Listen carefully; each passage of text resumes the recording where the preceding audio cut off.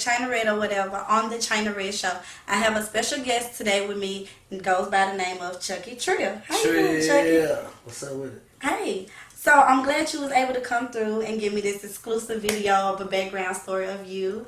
And I just wanted to first start off with saying thank you for joining me. I appreciate you for having me. I love your music. I love your ambition, your drive, and everything you got going on in the streets right now. Appreciate it. And I'm finna jump right in with some questions for you, okay? Let's do it. So, with hip hop today, I was wondering, what is your thoughts on it? The rapping to the promotion of it, to how everybody giving their inputs and outputs and intakes on it. What's your thoughts behind it? I think the state of hip hop is it's hip hop. It's gonna do what it do. I'm just trying to leave my legacy in it, so I really can't speak on what nobody else have going on, what they doing. But I'm just trying to leave my legacy and build the relationships where I can get booked by these promoters and things like that. Really, I just want the streets behind me. They say if the streets do it, Everything else comes. yeah, it fall in place. And I believe that. So, in my adventure of reading the story behind your legacy, I was seeing that you had done a lot of work with a lot of big stars in Houston right now. So as Boston George, Poonie, Ray Face, also, who else you did a couple? J-Dog was one of your big ones, and also Lil Kiki. So how was that when you worked with them? What was that feeling? Working with Lil Kiki, we was in the studio together. That was actually the first OG that gave me a chance. You know what I'm saying? So working with Kiki was a blessing. He walked in the studio. We hugged out top because what I'm saying, he know my old man from back in the game. You know what I'm saying? So they relationship always been like A1 with each other. So we hugged. You know what I'm saying? We talked. He said, "Shit, I want whatever on your heart, whatever you feeling." You know what I'm saying? Yeah. And I went in there and you ready? Yeah. I know, because everybody is on it. That No Love. Yeah, that's the song that made you cry. I seen you crying at the album release party. See, this is not about me right now. We're not gonna do that. Yeah, I cried because it touched me. I lost a couple of people behind music back at home, and it hit me where it don't never really touch, and which is the soul. And that's why I see you got your music placed on the soul. I like that shirt. Yeah. I love it too as well. I sing gifts, yeah, that's all. Yeah, this is his shirt, you guys. So we're working with J-Dog. How was that? How did y'all come up with the concept for that song? That song was actually already done. I had 3 verses on it already. But once everybody heard it, they was like, "Bro, you killing this bitch. Like, this is something J-Dog love to be on." You know what I'm saying? It's always been a dream of mine to work with J-Dog. You know what I'm saying? So, the person I was working with at the time, his name D-Boss. D-Boss called J-Dog. Shit, the rest is history. They actually stayed at the studio that whole night. I left probably like 3 o'clock in the morning. I burnt out. Because that same night I had just did a song with Trap Boy Freddy. Okay. Yeah, so like I was working that night. I was grinding.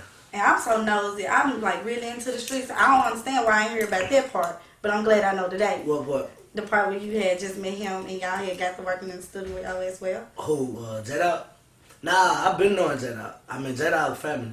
You know what I'm saying? But it's different when you know somebody. You know what I'm saying? Than working with somebody. You know what I'm saying? I had met J-Dog actually when I came home. The studio, my studio that I actually work out of was built by J-Dog and my uncle. So J-Dog, that's family. But it's different when you could touch somebody at the same time, but you like, man, I'm pretty sure everybody want to do a song with them. Yeah. I just had to wait till the perfect time. I'm one of them dudes. I like organic vibes. Like, it just gotta happen. So now that you got that collaboration with J-Dog, is there anything future coming with you and Cal Wayne by any chance? Hell yeah. Me and Cal Wayne, every time we see each other, we say we need to work. Hey, we overdue, bro. We overdue. So, Cal Wayne, man, that's the streets, man. You gotta tap in with the ghetto. You know what I'm saying? Shout out Cal Wayne and the whole ghetto movement. I fuck with them. We text. My phone, I don't know what my phone is. Yeah, we text, here and there. Okay. So I got a big question for you. So it's been bothering me since day one. this swag that you have, this Chucky Trill swagger. Can you please give me the definition behind the no shirt, the big coats, the baggy pants with the fly shoes? What's this about? This is just Trill, man. It's me. I mean, you're doing it for the big fellas right now because it's cold right now. I mean, you know. And everybody else got on I do it for whoever can't dress, whoever like my swag. I just do it. So what we gonna do about the ladies? Because we can't just walk outside with nothing on. You know. Y'all just gotta admire. We gotta admire. I like that. Yeah, just admire the swag. It ain't for the ladies, you know what I'm saying? It really ain't for the niggas either. It's for me. It's for you. It's Trill. You know what I'm saying? Yeah, that's me. That's how I rock. So I got too many tattoos to put on the shirt, man. So I seen back last year you was going out and you was letting people know you was giving out verses to help them build their brand and their platform and everything. How was that working out for you? I mean, I seen you came out with a lot of cash, so obviously it worked really well. How was that experience? Nah, man, just being able to grind and see the fruits of your labor. You know what I'm saying? Like, I can say, it's easy for me to say I wish I had somebody to stick their hand out to help me, but at the same time, I only been doing this shit for, let's be real, a year and a half going on 2 years. You know what I'm saying? Like, just seriously. And actually, just being real, this off record, but today marked the day that I got out of jail 3 years ago. So, like, I took a whole year just to chill for myself. January 4th, 2016 was the day I got released from prison. And I tried the working thing and all that. I was like, you know what? I'm about to give music my undivided attention, 24 hours. I know my people was connected, but it took my people a whole year just to get behind me. You know what I'm saying? Like, everything that I started out, it was me and my god brother. We started out just moving, you know what I'm saying? After that.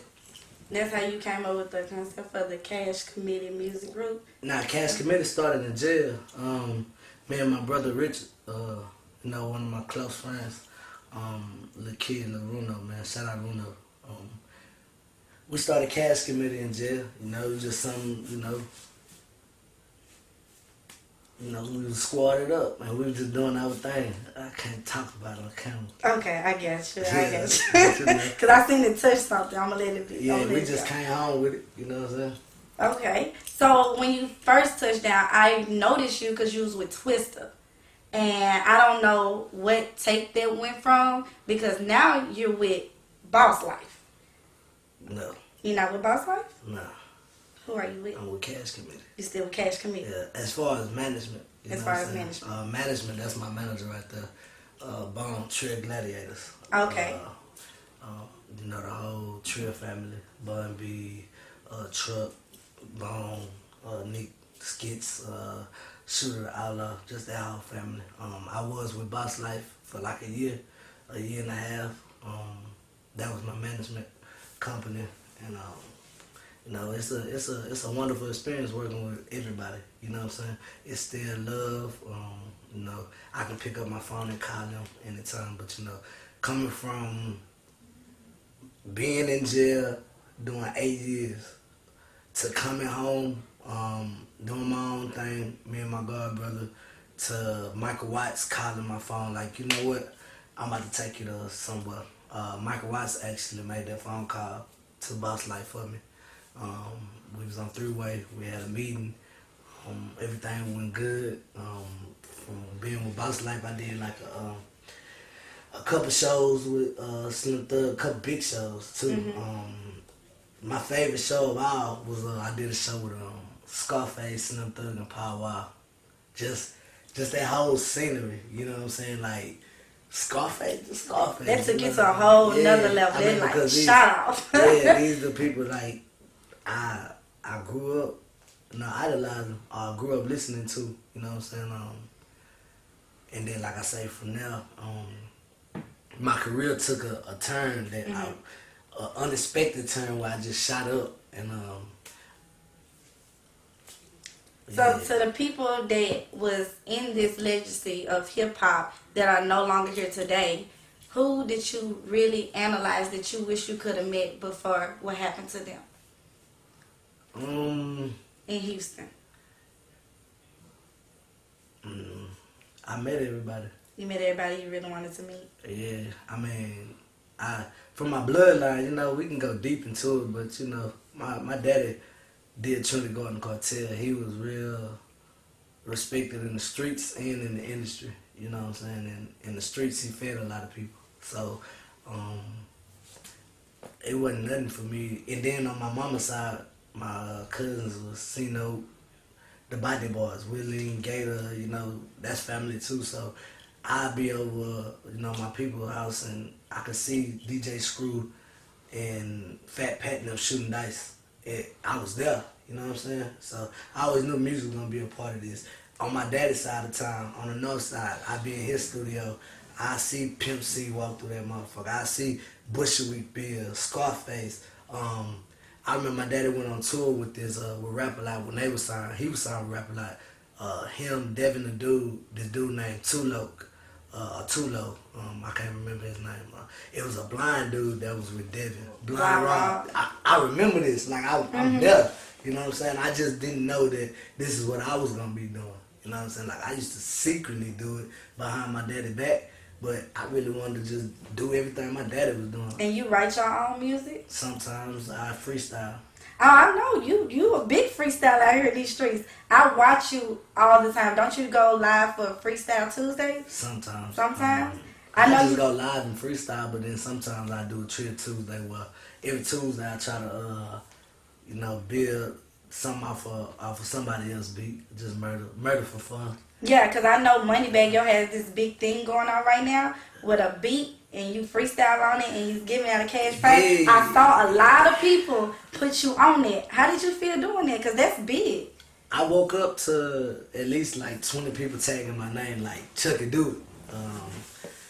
I'm really not too big on challenges because I know, you know what I'm saying? Like, don't take this the wrong way, nobody. Don't take this the wrong way. But I know my worth, you know what I'm saying? I know bar for bar, ain't nobody really spitting like me, you know what I'm saying? I'm waiting on my moment, but when I take the time out from, you know, doing what I'm doing to have fun, I be wanting to, you know, I be wanting my trophies, but at the same time, it's opinions. So we can't get mad off opinions, or it's a business, you know what I'm saying? Sometimes you might, a person, I don't know, I can't put it in certain words, but just know, like, I like to have fun, but at the same time, I'm very competitive. I can tell because, I mean, every time I listen to your music, I get joy out of it because I just recently listened to it, and you will say certain things that just catch my attention, like in her mouth like a Laffy Taffy or a Tic Tac, or she ain't giving head, she basic. I mean, that's your true feelings behind it? Nah, it's just entertainment. Entertainment? Yeah, man, just having fun, man. No. But it's different, dog. Instead of you just out here rapping about it, you kind of live it, right? You know, cartel, baby. I live that part. I don't know about the other parts you're talking about. I live a cartel, baby, though. You live a cartel, baby, and that's great. So, to all your fans out here, they're wondering, how old are you, Chucky? Man, I'm old enough to drink and drive. That's all that. That's all that. He's old enough to drink and drive. Nah, you got. I'm 20-something, but I'm old enough to drink and drive. You 20-something. Yeah. Oh, okay. You a baby. Nah, you a baby. I ain't even got nothing else to say behind it. So I seen you started off with a low haircut, and then you transitioned into dreads. Yeah. What made you take this transition from low haircut to dreads now? Cause that's big. Man, just, you know, once I got into the whole dreadlock culture, you know, I was taught that this is strength. You know what I'm saying? This is wisdom. And as crazy as this might sound, like when I started growing my hair and I started locking it up, like things started happening to me in my life. You know what I'm saying? So it's like stages. It's a journey behind it. Yeah, it's a journey behind it. You starting to look like that Chucky doll. Am I? I be thinking about cutting them off sometimes too, because I see my old pictures be like, damn, boy, you look like a player. You're so funny. So is there anything that you want your fans to know about you that they don't already know about Chucky, that you feel like they deserve to know? I'm an approachable guy. I get a lot of times like, damn, we seen you, but bro, you be looking spaced out, or you be looking like you don't want to talk. Nah, it's just like I speak when I'm spoken to. I done been around or in some situations where this rap game funny. You know what I'm saying? So if you see a couple people and they with their squad and you one deep or you speaking and, you know, I don't never want nobody to feel like I'm a groupie or I'm dick riding or, you know, none of that hoe shit. You know, cause I don't even like saying I'm a real nigga, but you know, I'm just a humble cat that come from something. You know what I'm saying? I come from something streetwise too, like my blood deep in these streets. You know what I'm saying? And it's just, you know, I don't like being put in I don't like being put in a situation where, you know, I have to, you know, defend myself or I have to let a nigga know what time it is. Nah, just approach me with respect, and I'm gonna approach you with respect too. I'm a humble guy. I like to laugh. I like to smile. I like to smoke. I like to whatever you like to do, and you can do it. I'm a non-judgmental guy. You know, just don't smoke crack or do shine or none of that around me. I can't do you right there. Yeah, I cannot do you. So I saw something big happen to you that happens to a lot of celebrities once they reach a certain position in their career. Your page got hacked. Hell yeah, bro. Somebody hacked my motherfucking shit. It's fucked up. Why would they hack your page? I mean, I don't know. You tell me. So now you starting from scratch. Yeah, I had to start over, man. All I know is it took me 2 years to get down to 3 years, but like I didn't even start my Instagram just out top. I was more into Facebook. Mm-hmm. When I came home, I was trying to learn what the fuck was going on. So when I came home, it go down and the DM had just came out. Mm-hmm. So I was Snapchatting like a motherfucker. I ain't know nothing about Instagram, Facebook, none of that. So I just had to tune in, but yeah, they hacked me at like 17,000. Yeah, and I was concerned because I was like, okay, is this real or not real? Because everybody been doing this cleanser for Instagram, as far as deleting pictures or starting a whole new platform, and I didn't know if it was like a scam or not. I ain't with that shit. Everything about me is real. I'm open book to everything. I done had so many people asking me to like buy followers and doing my journey of getting 17K. And 17K might not, I know people probably look at this later and be like, 17K, but y'all gotta understand, I came home from jail, I ain't have not one song, one mixtape out. I built my own platform, I went hand to hand, people to people, you know, person to person. And to say, hey man, I rap, you know what I'm saying, I do this shit for real. Or some people came and found me from freestyles, or when they heard Lil Kiki album, or my video that just dropped last month. I think we had like 125,000 or something. People came and followed me that didn't know me on YouTube. Like I have to explain to people like, hey man, I got an album too. That ain't my only song, you know what I'm saying? But it speaks for themselves because once I go into Google and I look you up and I look on YouTube, it shows that you have those views, those comments. I mean, you a blogger and all that, so you post to, but like, who really gonna take the time out to do that shit? Unless they really want to know. And them people, I love them to death. Like, when somebody did have my page and I had to start over, my manager right there, man, he knew that shit hurted me, man. And we'll be right back after this commercial with the China Red Show. Trip! Ooh.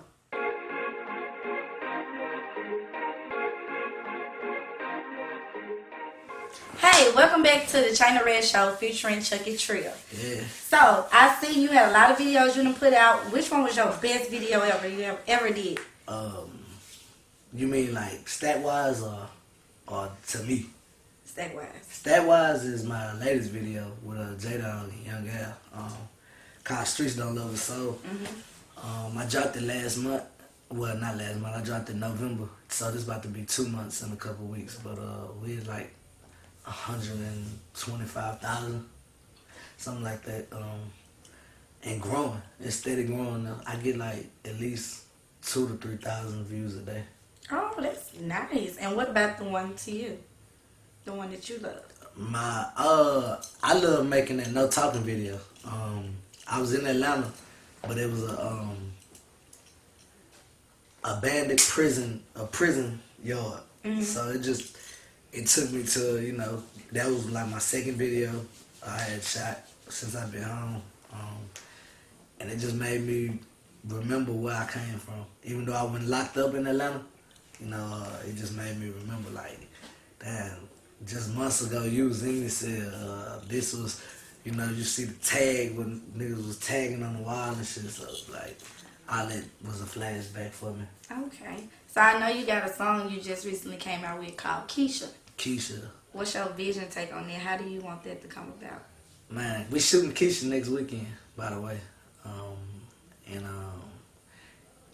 I want Keisha, the vision, it's going to be like a mini movie. Is it going to be different types of Keishas?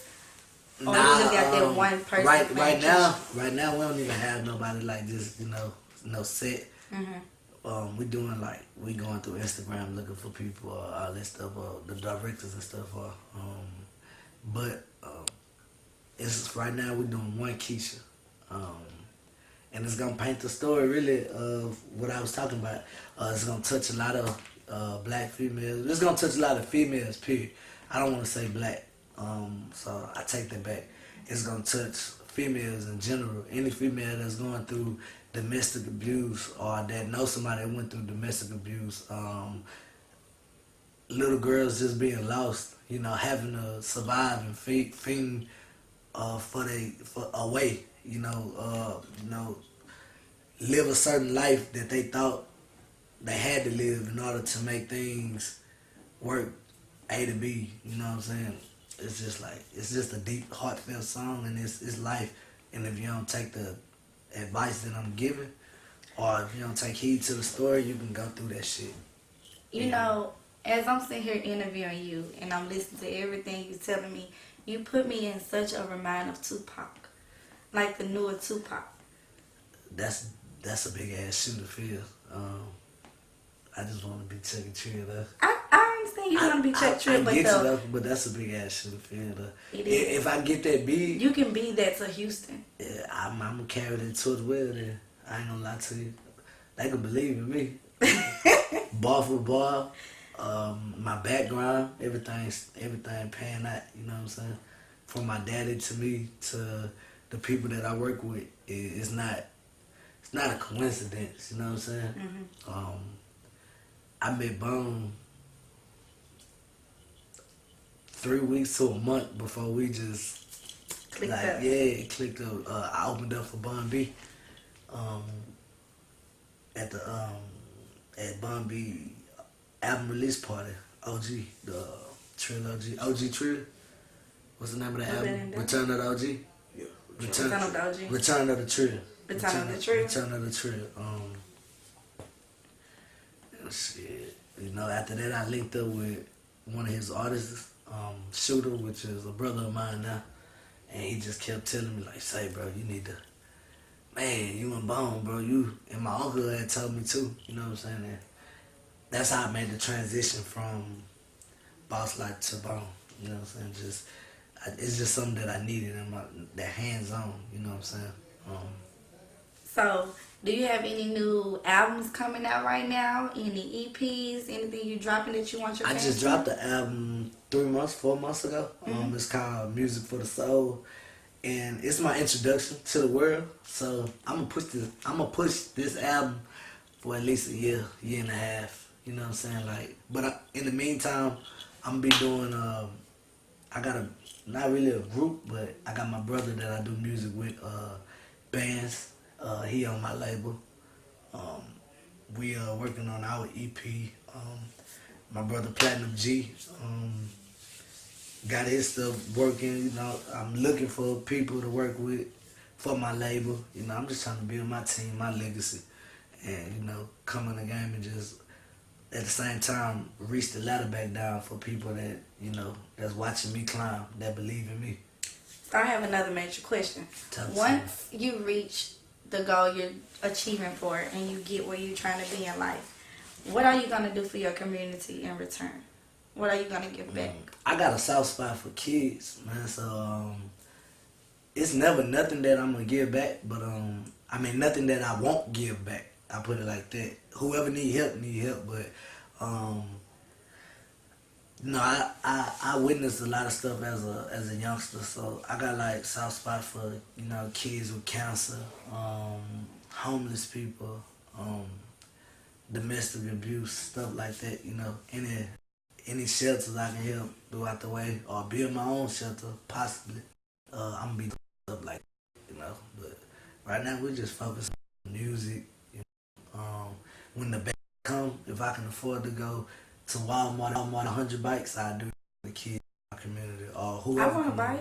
If you want a bike? I want a bike, but I want the one with the little ding thing on the little bell and the little. You're gonna be annoying as hell. I'm just saying, you don't have to China red show all over it. I'm gonna holler one of my homeboys and see if they can get you. And I do need some slabs on there. I'm just gonna use that ahead of time. What's a slab? On the side that they got on the. Hold up. Where you from again? Yeah, where you from? I'm from Memphis, but you can't put 24s on a bike. Hey, they're not called slabs. They called swingers. Swingers. No, swingers. Swing. Swing. Gus. Yeah. Swingers. Yeah. Don't call them slabs. Don't call them slabs? They call swingers. Swingers. Slab is the car. Oh, y'all know I'm new to this. I'm from Memphis. We just car and the 24s and 32, that's how we run right there. The slab is the car. The rim is the swinger. That's the L. The true person from Houston. The now, tire is old tire. Do you want to go in and give a quick, brief info on how you're going to become such a big legacy in today and father yourself on? Yeah, man, because I know you started one thing me and my daddy talk about all the time is like how he never won a rap game. You know what I'm saying? He was just trying to watch his money, clean his money, and so he want me to be greater than he ever was. And you done been in public places with me, so when people speak of his name, they speak very highly. You can see how they respect him, and that's what I'm trying to be. I want to be respected for what I'm respected for. You know what I'm saying? I ain't trying to be nothing I'm not. I'm who I am in the streets. I fuck with the streets. I'm in the streets. I fuck with my niggas in the streets. I got pain in my heart. I done been locked up in that cell. I done did 8 years flat, 8 years straight. I done had bitches fall off on me. I had niggas never, and now they in my face acting like they never, was like nothing never happened. But I can't do that against them. You know what I'm saying? All I can do is just keep pushing and keep doing me, and that's where my legacy come in. That it's true. I ain't fucked up, and I can only just talk about it. And I do what I say I'm gonna do. You know what I'm saying? Like anything I say I'm gonna do, I put my mind to doing it. My plan is to be the biggest motherfucker out of Texas. Next to those who are big. I'm big in my own way, my lane. Ain't nobody in my lane, so it's nobody for me to get into it with. Don't nobody rap about the shit that I rap about, how I rap about it. You know what I'm saying? Everything is authentic. It's Chucky. It ain't no else. You could say, oh, he rap like this or he like this. I don't really sound like nobody. You know what I'm saying? Nobody got my growth. Nobody got my swag, my style. And I stand on it. I'm proud of it. It's what's going to separate me. So, the state of Texas. The state of Texas fuck with me. Yeah, because it's big Houston. It is. I'm from Houston. It's tatted on me too many times. I see. It's tatted on me, but it's bigger. I'm trying to get M's out this shit. I'm trying to, be respected north, south, east, west. Like a Pop, like a Jay-Z, like a Rick Ross. That's what I'm trying to. Can you tell your followers where to follow you at on social media? Yeah, I need everybody to follow me at ChuckyTrillOFFICIAL. Chucky Trill Official. Y'all fuck with me. And this is on all social media? Yeah, that's just on Instagram. Just on Instagram? My Twitter is CCMG Chucky Trill, and Facebook.